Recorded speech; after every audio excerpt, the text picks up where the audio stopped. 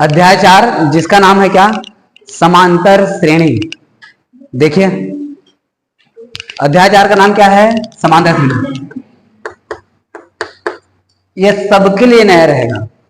और समांतर श्रेणी जो है ना, यही 11वीं में जब हम जाते हैं तो बन जाता है गुणोत्तर श्रेणी या हरात्मक श्रेणी। अब शायद हरात्मक श्रेणी को ना 11वीं 12वीं के कोर्स से हटा दिया गया है, शायद गुणोत्तर श्रेणी बस है। अभी 11वीं को तो मैं बहुत दिन हो गया कोर्स देखा ही नहीं हूं, है ना।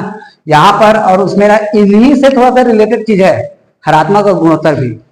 ठीक, तो जिनको मैथ्स लेके पढ़ना है वो तो इसको क्या, जितना भी मैथ्स वाले चैप्टर है सबको अच्छे से करना पड़ेगा आपको, है ना।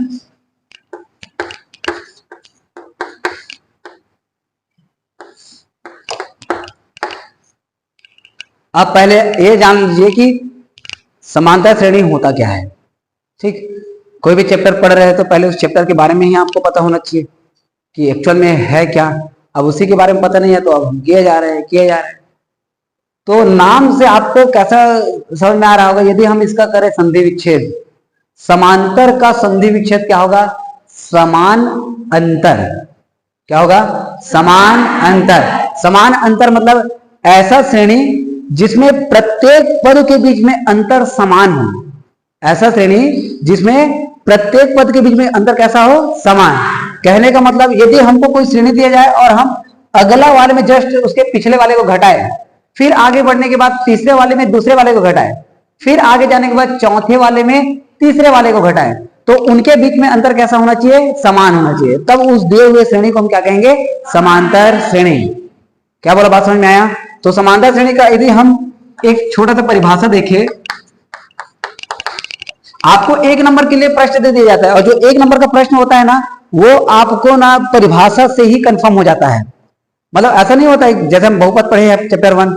अब बहुपद क्या है यदि आप जान रहे हो और कोई भी आपको पद दे दिया गया है तो आप परिभाषा के आधार पर कंफर्म करके बता सकते हो कि हाँ भाई ये दिया गया पद बहुपद है या नहीं।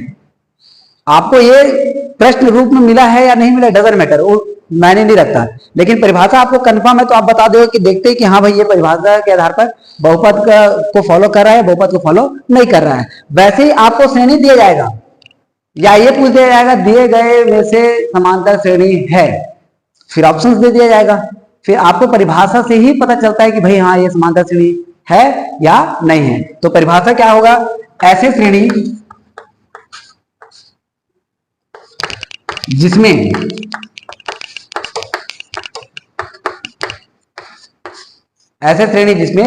प्रत्येक पद के बीच में अंतर कैसा हो, समान। जिसमें प्रत्येक पद में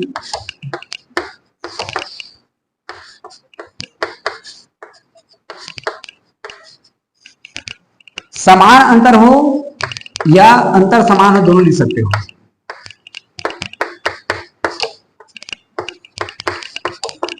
ठीक, ऐसा श्रेणी जिसमें प्रत्येक पद के बीच में अंतर कैसा हो, समान, समांतर श्रेणी कहलाता है।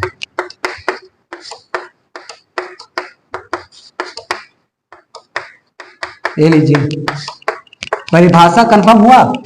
अब आप देखना, जैसे मैं एक श्रेणी बनाऊंगा, जैसे आ गया 2, 2 के बाद आ गया 4, 4 के बाद आ गया 6, ये आगे बढ़ते जाएगा। अब आपको ये बताने की आवश्यकता नहीं पड़ेगा कि आगे क्या आने वाला है, सबके दिमाग में आ गया कि आगे क्या आएगा 8, और आगे बढ़ाएंगे तो क्या आएगा 10। मतलब आपने ये समझ लिया कि भाई इन दोनों के बीच में अंतर कैसा है, 2 का, इन दोनों के बीच में अंतर कैसा है, 2 का। मतलब प्रत्येक पद के बीच में अंतर कैसा हो रहा है, समान। मतलब ये दिया गया श्रेणी कैसा है, समांतर श्रेणी है। नहीं समझ में, ऐसा श्रेणी जिसमें प्रत्येक पद के बीच में अंतर कैसा हो, समान हो, हम उसको क्या कहेंगे, समांतर श्रेणी। जैसे आपको एक एग्जांपल दे दिया है, ये 3, ये आ गया 6, ये आ गया 9 और ये आ गया क्या 12। अब इसमें देखिए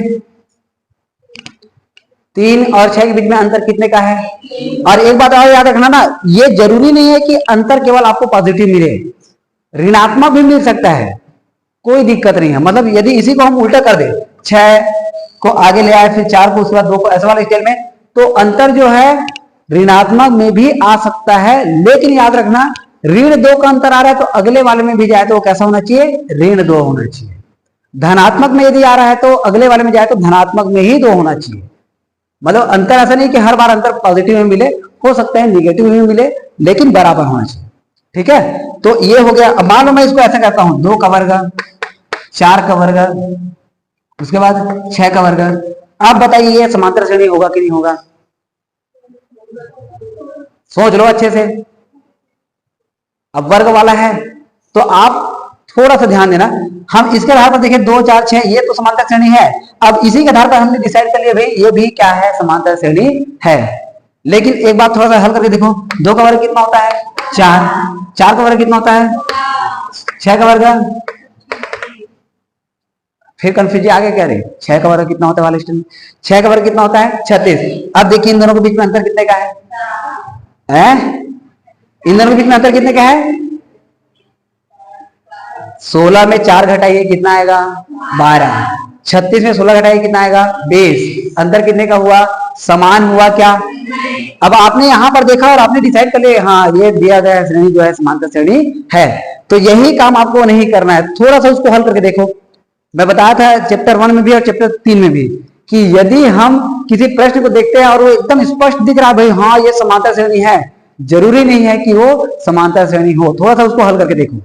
ठीक, तो हमने देखा जो समांतर श्रेणी लग रहा था वो एक्चुअल में समांतर श्रेणी नहीं है, तो तुरंत डिसाइड करने की बजाय आप थोड़ा सा उसको हल कर लेना। ठीक, तो आपको ये समझ में आ जाना चाहिए कि दिया गया पद कब समांतर श्रेणी होगा और कब समांतर श्रेणी नहीं होगा। कर लोगे? देखकर आप बता लोगे कि ये समांतर श्रेणी है कि नहीं? किसी ने बरकत हो जाएगा ना? चलो आप लोग बताना।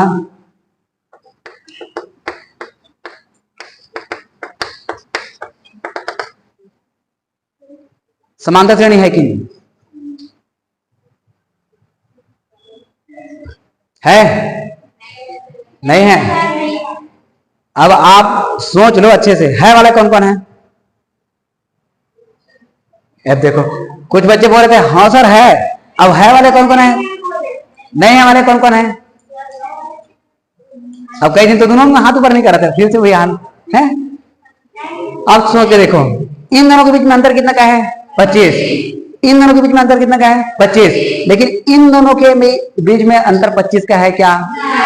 मतलब आपको जितना मान दे दिया गया है सबके बीच में अंतर निकाल के देखना है। मान लो ये केवल इतना तक रहता तब आप कहते कि हाँ भाई ये समांतर श्रेणी है और आप अगले प्रश्न को तुरंत बता देते कि अगला पद क्या आने वाला था? 100।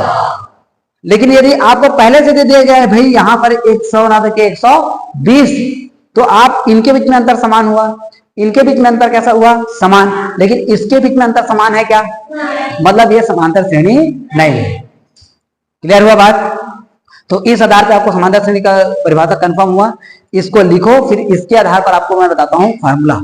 ठीक, समांतर श्रेणी का सबसे इंपॉर्टेंट फार्मूला जिसको आप बिना जिसके कोई भी क्वेश्चन हल नहीं कर पाओगे।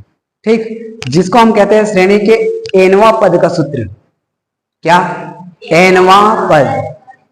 एनवा पद। ठीक, सबसे मेन और सबसे इंपॉर्टेंट फार्मूला समांतर श्रेणी के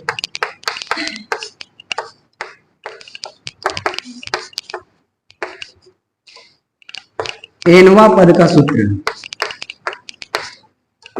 ठीक, जैसे आपने एक समांतर श्रेणी एग्जांपल के तौर पे लिया था क्या? 2 4 6। अब ये आगे बढ़ते जाएगा और बोला जाएगा कि आप इस श्रेणी का 10वां पद ज्ञात करो। कौन सा पद ज्ञात करो? 10वां। अब ढंग से समझना, आपको समांतर श्रेणी दिया है और आगे बढ़ाते हुए आप बताओगे कि भाई इसका 10वां पद क्या है। तो आप 10वां पद पूछेंगे तो फटाक से बता दोगे, फिर 6 के बाद 8 आएगा, 8 के बाद 10 आएगा, फिर ऐसे करते करते 20 जो आएगा वो 10वां पद है। लेकिन 10वां पद के लिए इजीली बता लोगे। मान लीजिए आपको कहता है कि आप इस श्रेणी का 178वां पद ज्ञात करो या 1000वां पद ज्ञात करो। अब उस स्थिति में 2 4 6 आप ऐसा करके बढ़ाते तो नहीं जाओगे, आपको डायरेक्ट चाहिए होगा 1000वां पद। तब के लिए क्या करोगे? उसके लिए है यह सूत्र समांतर श्रेणी का एनवा पद का सूत्र। ठीक, अब इस सूत्र में क्या होगा? श्रेणी के एनवा पद का सूत्र होता है जिसको हम दर्शाते हैं ए एन से। किसे दर्शाएंगे? एन। किसको दर्शाएंगे? एनवा पद के सूत्र। और इसके पहले जब हमारा कोर्स नहीं बदला था तो इसी ए एन को दर्शाया जाता था टी एन से। तो कहीं कहीं पे यदि आपको टी एन देखने को मिले तो घबराने की जरूरत नहीं है, आपका ए एन ही क्या है? Tn। ठीक, श्रेणी के nवां पद को पहले हम किसे दर्शाते थे?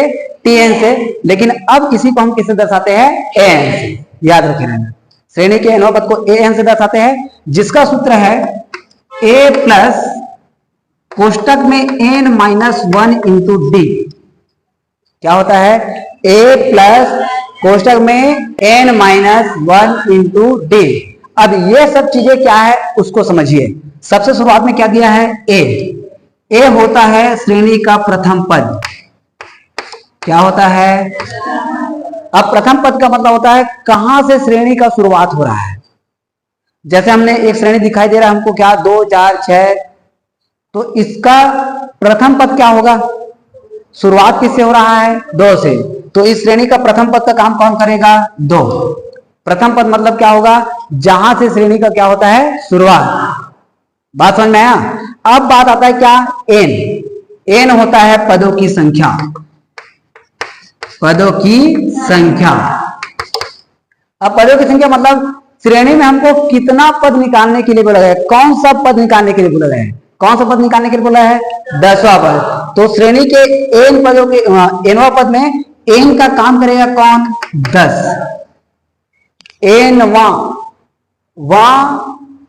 यहां पर 10 के बजाय हमको कह देना है क्या? n-वां। तो n की जगह में कौन रहेगा? 10।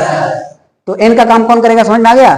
मान लो हमको कह देता है कि आप श्रेणी का 50वां पद ज्ञात करो। कौन सा पद? 50वां। तो आपका n का काम कौन करता वहां पर? 50। बात समझ में आया? तो a हो गया प्रथम पद। प्रथम पद क्या होता है? जहां से श्रेणी का शुरुआत होता है। और n वह के सामने में जो रहेगा वो किसका काम करेगा? n का। अब कौन बच गया? d। d मतलब होता है सार्वंतर। क्या होता है? सार्वंतर, या इसी को हम पढ़ देते हैं सर्वांतर। यदि आप सार्वंतर लिख देते हैं या सर्वांतर लिख देते हैं, दोनों में कोई फर्क नहीं है, आप लिख सकते हो। ठीक है, तो सार्वांतर का मतलब होता है अगला माइनस पिछला। अगला माइनस पिछला मतलब कोई भी श्रेणी का एक पद उठाना है और उसके जस्ट पीछे वाले को आपको घटा देना है। कोई भी एक पद, जैसे हम 4 को उठाते हैं तो 4 के पीछे में कौन है? 2। तो 4 माइनस 2। मान लो हम 6 को लेके चल रहे हैं तो 6 के पीछे में कौन है? समझ में आ रहा है? मान लो इसमें आगे कौन रहता? 8। तो 8 के पीछे 8 को लेते तो किसको घटाते हैं? ऐसा नहीं कर लेना कि 8 को ले लिए और 8 में हम घटा रहे हैं 4 को। ऐसा नहीं करना है। सर्वांतर का मतलब जस्ट कोई भी हमने पद लिया है उसके जस्ट पीछे में जो आएगा उसको हम घटाएंगे, तब किसका मान निकलेगा? सर्वांतर। सर्वांतर मतलब होगा अगला माइनस जस्ट उसका क्या रहेगा? पिछला। एक नौवां सूत्र के रूप में अगला माइनस पिछला। पिछला मतलब 2 4 पिछला, ऐसा मत कर देना। पिछला मतलब जस्ट पिछला। ये तीनों के बारे में समझ में आ गया? ये क्या होगा? प्रथम पद। और प्रथम पद क्या होता है? जहां से श्रेणी का शुरुआत होता है। और n होता है पदों की संख्या। अब पदों की संख्या मतलब वहां के सामने में जो रहेगा 50वां पद, 11वां पद, 15वां पद, तो वहां के सामने में जो रहेगा वो किसका काम करेगा? n का। अब बात आता है किसका? d। d को हम क्या कहते हैं? सार्वंतर या सर्वांतर। ठीक, तो सार्वंतर का मान कैसे निकालेंगे?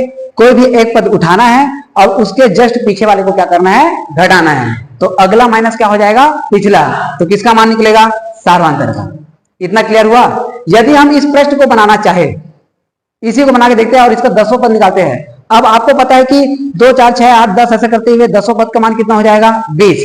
अब एक्चुअल में 20 कैसे आएगा? यहां पे मान रख के देखते हैं। देखो यहां पे शुरुआत करें। ए का काम कौन करेगा बोले आप? ए का काम कौन करेगा? 2। मान रख के देखो, ये आ गया 2 धन। एन का काम कौन करेगा? कौन करेगा? 10। अब यहां पर क्या दिया? माइनस में क्या आ गया? 1। और डी का काम कौन करेगा? अगला माइनस पिछला। मतलब मान लो हमने 4 को लिया तो 4 में किसको घटाएंगे? 2। तो 4 में 2 घटाने पर तो डी का काम कौन करेगा? 2। ठीक है, अब ये आ गया 2। अब 10 में घटा दीजिए 1, कितना आएगा? 9। गुणा में क्या आ जाएगा? 2।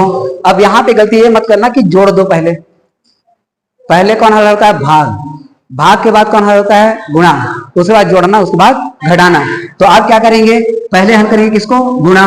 तो 2 धन 9 दूनी 18 और 18 2 मिला के, तो श्रेणी को जब हम आगे बढ़ाते जाएंगे और 10वां नंबर में जो पद आएगा वो कौन रहेगा, 20। इस तरीके से आप निकालोगे। क्या बोला, बात समझ में आया? तो इस तरीके से ये क्वेश्चन 3 नंबर का आता है श्रेणी के, और बहुत इजी है। और ये फॉर्मूला अच्छे से याद कर लो। श्रेणी के एनवां पद को हम किससे दर्शाते हैं, एन से। और एनवां पद के सूत्र क्या होता है, ए प्लस कोष्टक में n माइनस 1 इंटू डी। ए है प्रथम पद, n है पदों की संख्या और d है सर्वांतर। ठीक, तो अब इसको लिखो, फिर क्वेश्चंस करते हैं। अब आप लोग ना सीधा सीधा प्रश्नावली में आइए, तो फिर प्रश्नावली के आधार पे आप लोग एग्जाम्पल को करके आना, प्रयास करना, ना बने तो कोई दिक्कत नहीं, उसको हम लोग आगे बढ़ाएंगे। ठीक है, प्रश्नावली का क्वेश्चन नंबर फर्स्ट देखो। फर्स्ट के अंतर्गत बहुत सारे क्वेश्चन दिया है। प्रश्नावली में पहले के अंतर्गत ही बहुत सारे क्वेश्चन दिया, देखो तो।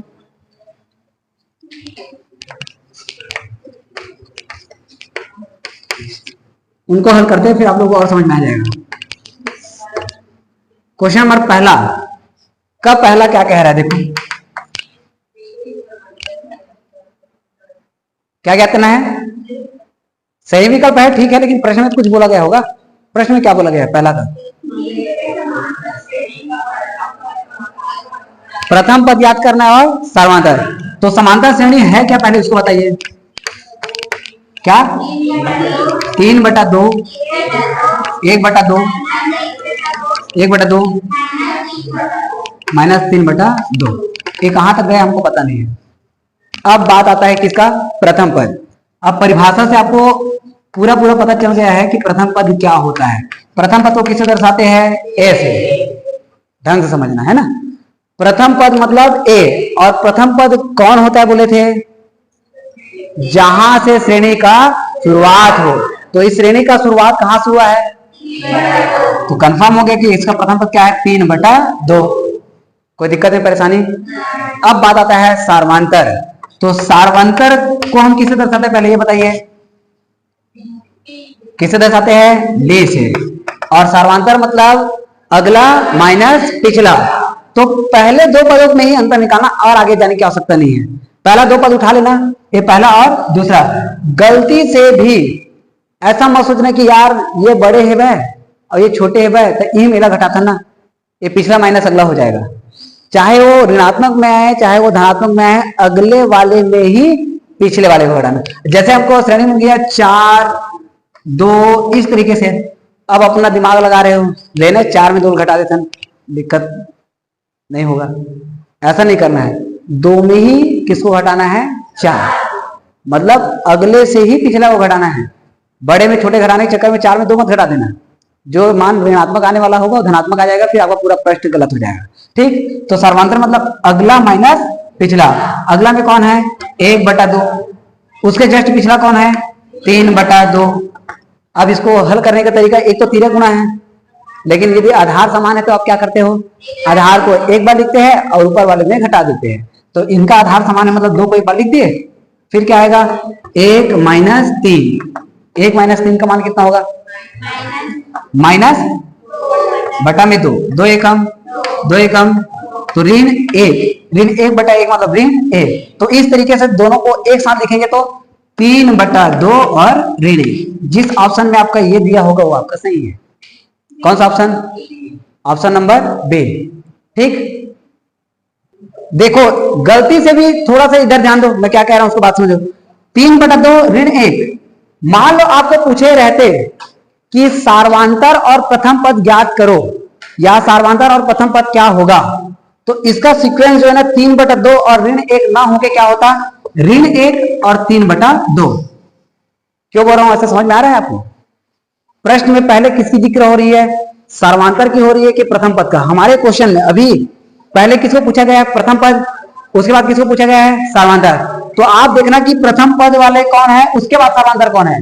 लेकिन यदि पूछ दिया जाए सर्वांतर और प्रथम पद, तो पहले आपको ये देखना है कि सर्वांतर वाला और उसके बाद प्रथम पद वाला, ये दोनों ऑप्शन में नहीं दिया है। तो प्रश्न को अच्छे से समझ लेना कि पहले किसको पूछा गया है, उसके आधार पर आपको टिक करना है।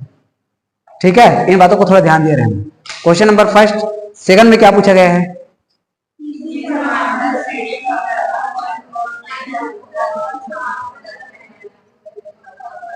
कौन सा पद याद करना है? चौथा पद। प्रथम पद मतलब ए का मान कितना दे दिया गया है? समांतर श्रेणी नहीं दिया, लेकिन सीधे सीधे बोल दिया गया कि प्रथम पद ए का मान कितना दिया है? -2। और समांतर डी का मान कितना दिया है? -2। कौन सा पद निकालना है? कौन सा पद? चौथा। तो पहले आप दिमाग में ये लेके चलो कि एन क्या होता है? एन क्या होता है? श्रेणी का एनवा पद। तो एनवा पद का सूत्र क्या होता है? पहले उसको सोच के देखो। एनवा पद का सूत्र होता है a + n-1 into D. 2-4 question हल करोगे तो एकदम ऐसे इजीली याद हो जाएगा। श्रेणी के एनवा पद का सूत्र होता है a + n-1 इंटू डी। तो आपको चौथा पद बोला है, तो चौथा पद मतलब आप a और n की जगह में किसका मान रखोगे? क्या रखोगे? पांचवा पद बोले तो n की जगह में 5, 10वां पद बोलेंगे तो n की जगह में 10, लेकिन चौथा पद बोले तो n की जगह में क्या रखेंगे? 4। तो n मतलब क्या? 4। यहां पर आ गया a का काम कौन कर रहा है? -2 प्लस n का काम कौन कर रहा है? बोले यहां पर आ गया 4 माइनस में 1 और d का काम फिर से कौन कर रहा है? ऋण 2। ये आ गया ऋण 2। धन 4 में घटाइए और यहां पर गुणा में क्या है? -2 प्लस माइनस प्लस माइनस का गुणा क्या आता है? -3 दूनी 6। अभी दोनों जुड़ेगा कि घटेगा? कितना आएगा? माइनस में क्या आएगा? 8। अब देखिए कौन सा ऑप्शन में ऋणात्मक दिया है? कौन सा? डी ना। इसका डी आंसर रहेगा और इसका आंसर कौन सा है? बी। हो गया। अगला प्रश्न में क्या पूछा है?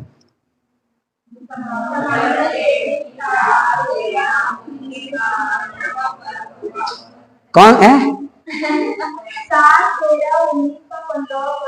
15वां पद होगा, मतलब कौन सा पद निकालना है हमको? 15वां पद। इस प्रश्न को बना के दिखाओ। तीसरा ना,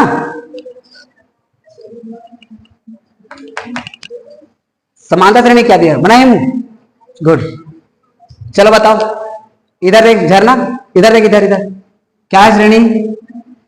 शुरुआत किससे हुआ है? 7। उसके बाद 19 ना। कौन सा पद? 15वां पद। आपको ये ध्यान देना है 15वां पद बोला है मतलब हमको लगाना है एनवा पद का सूत्र। क्या लगाना है? एनवा पद। अब आपको दिमाग में ये लेके चलना है कि एनवा पद का सूत्र क्या होता है? क्या होता है?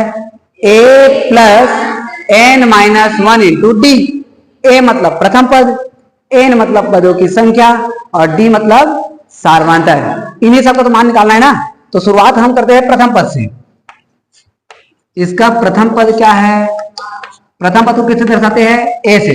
इनका मान निकालना थोड़ा ध्यान दे रहना। प्रथम पद को a से दर्शाते हैं और a का काम कौन करेगा? 7। दूसरा काम सार्वधातुक। सार्वधातुक को किससे दर्शाते हैं? d से। और d का काम कैसे निकालते हैं? d का मान अगला माइनस पिछला। अगला मतलब 13, पिछला मतलब, तो क्या कर देंगे? 13 - 7 कितना आ जाएगा? 6। समझ आया? अब काम बात आता है पदों की संख्या। पदों की संख्या मतलब क्या? n का काम कौन करेगा? वह के सामने में कौन है? 15। तो इनका काम कौन करेगा? 15। अब पहले आप लगाएंगे सूत्र किसका? एनवा पद का। एनवा पद को किससे दर्शाते हैं? किसे? एन। Very good. एन का सूत्र होता है a + n-1 इंटू डी। अब बस मान रखते जाना है। a का हो गया a, n का मान देखो कि क्या दिखाई दे रहा है? 15। तो यहां पर आ गया क्या? 15। फिर से a का काम नहीं आ रहा समझ में? एकदम चुपचाप रहता है तो मेरे को शक हो जाता है। यहां पर आ गया प्लस, फिर से कौन आ गया? n का काम कौन कर रहा है? ये आ गया 15 माइनस में 1, d का काम यहां पर आ गया 6, 7 का 7 प्लस 15 में 1 घटा 14 गुणा में क्या है? 6। पहले इसको हल करते हैं ना। 7 धन 14 छक्के 84 में हम जोड़ देंगे 7। ये रहेगा हमारा आंसर। कौन सा ऑप्शन? ए लीजिए। ऐसे लिख देना ऑप्शन नंबर ए। इतना इजी देखें। Very good very good very good, बन गया।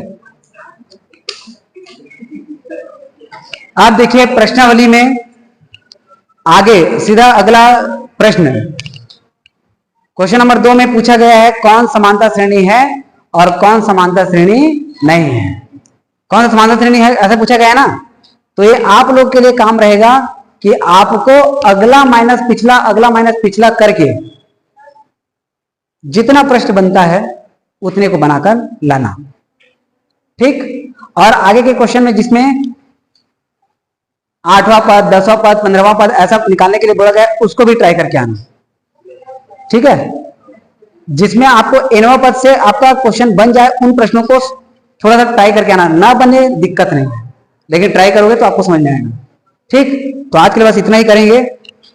कल आप लोगों का काम रहेगा कौन सा समांतर श्रेणी है या नहीं उसका पता करके आना, और आगे के क्वेश्चन में nवां पद का मान निकालने वाले जो है उसको बना के लाना, ठीक। आज इतना ही रखो।